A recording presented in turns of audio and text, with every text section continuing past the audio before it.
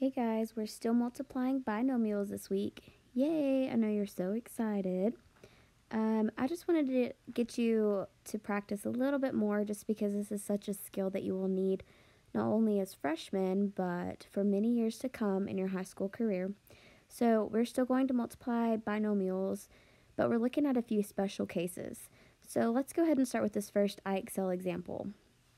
I have find the product of h plus 3 times h minus 3.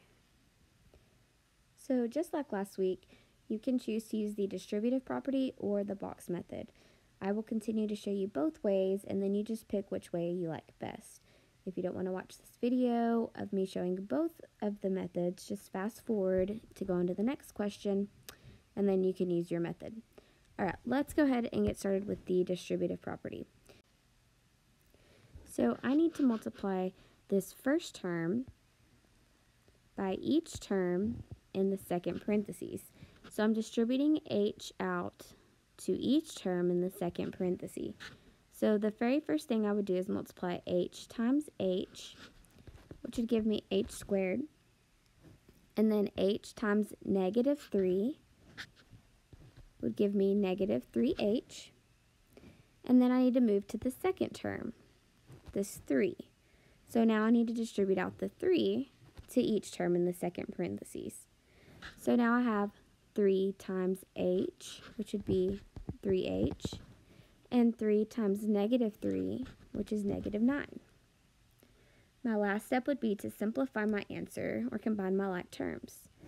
So I have an h squared, but whenever I look at my h's, I have a negative 3h and a positive 3h.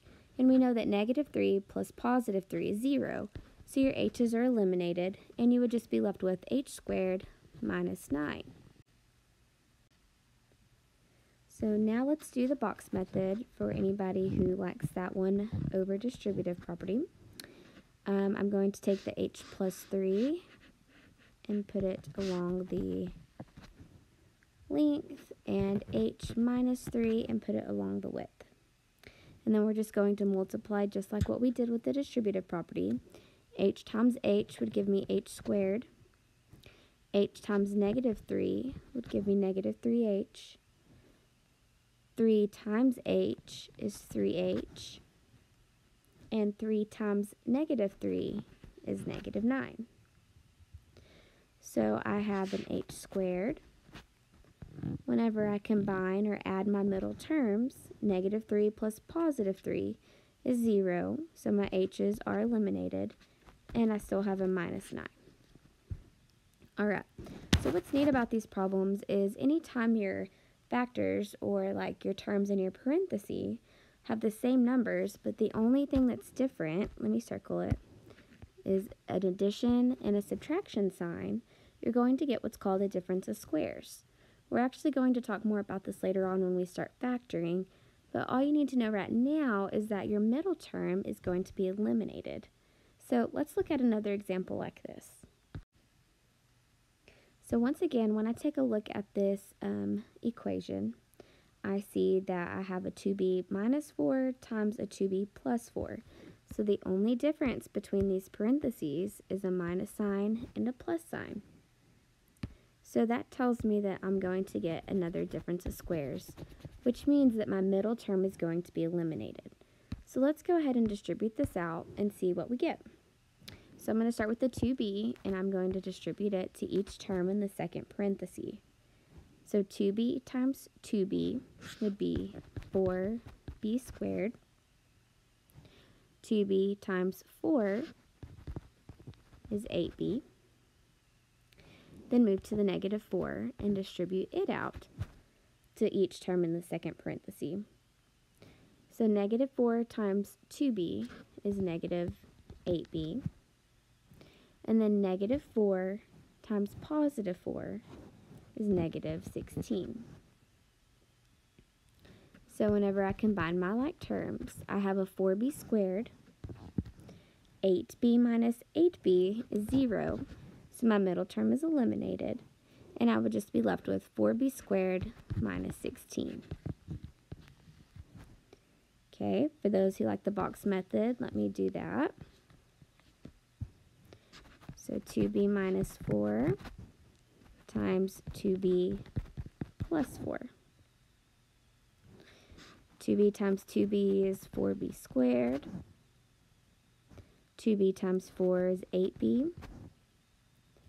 Negative 4 times 2b is negative 8b. And then negative 4 times positive 4 is negative 16. So once again, whenever I combine my like terms, I can see that I would still be left with 4b squared minus 16.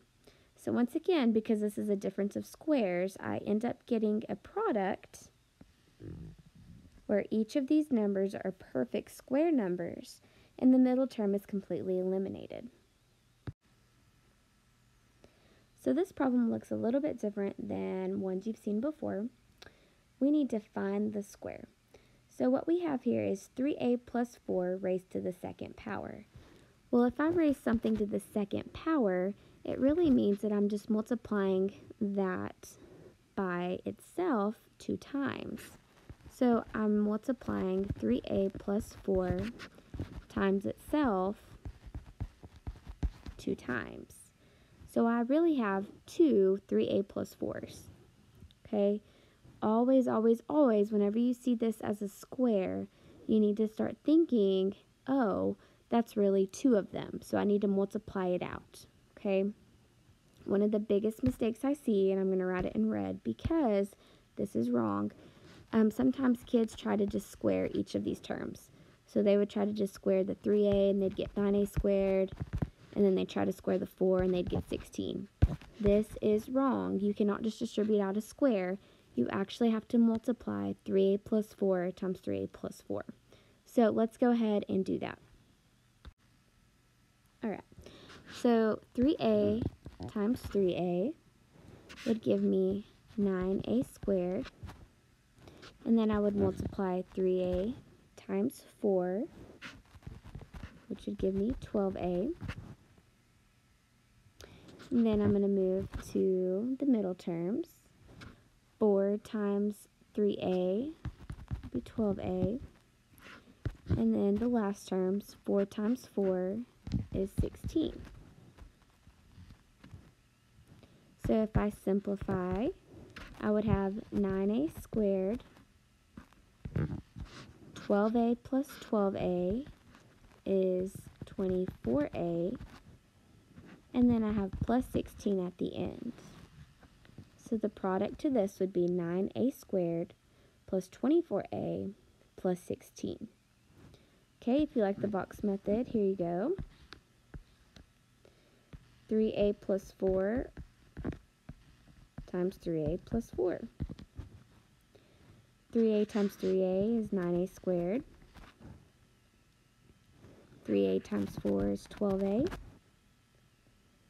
4 times 3a is 12a. And then 4 times 4 is 16. So whenever I combine my like terms, I would get 9a squared plus 24a plus 16. So with this problem, our middle term is not eliminated. And that happens because whenever I multiply this out, one is not a positive or a negative. They're both positives. So whenever I square it, I end up getting what's called a perfect square trinomial, which we'll actually talk about more later on. Okay, let's move on to our last example. Alright, for this last problem, it looks pretty similar to the one we just did, but now I'm not adding my terms, I'm subtracting them. And remember that if I'm squaring a binomial, I have to rewrite it as the product of 3p minus 3 times 3p minus 3.